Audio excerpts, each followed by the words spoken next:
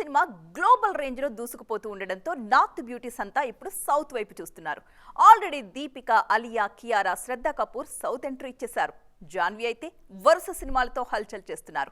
కొత్తగా ఎంట్రీ ఇచ్చిన వాళ్లే ఈ రేంజ్ చూపిస్తూ ఉండడంతో ఆల్రెడీ సౌత్ తో టచ్ ఉన్న మరో బ్యూటీ కూడా దక్షిణాది వైపు చూస్తున్నారు అన్న టాక్ ఇప్పుడు గట్టిగా వినిపిస్తోంది. సౌత్ లో చేసింది జస్ట్ 2 సినిమాలే అయినా కత్రినా కైఫ్ ని మనవాళ్లు అంత తేలిగ్గా మర్చిపోలేరు. కెరియర్ బిగినింగ్ లో తెలుగు సినిమాలు చేసిన మల్లీశ్వరి ఇప్పుడు మళ్లీ సౌత్ మూవీస్ మీద మనసు పడుతున్నారు.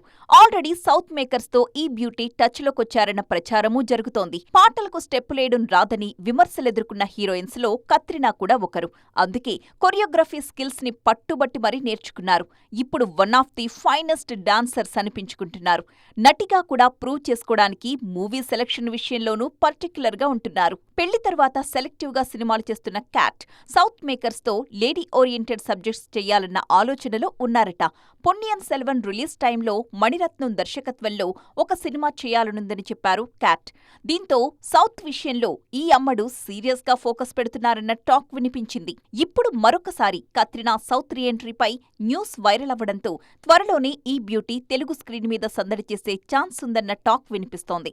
కెరియర్ స్టార్టింగ్లోనే సీనియర్ హీరోలతో జోడీ కట్టిన ఈ బ్యూటీ రీఎంట్రీలో ఎలాంటి కాంబోస్ సెలెక్ట్ చేసుకుంటారో చూడాలి.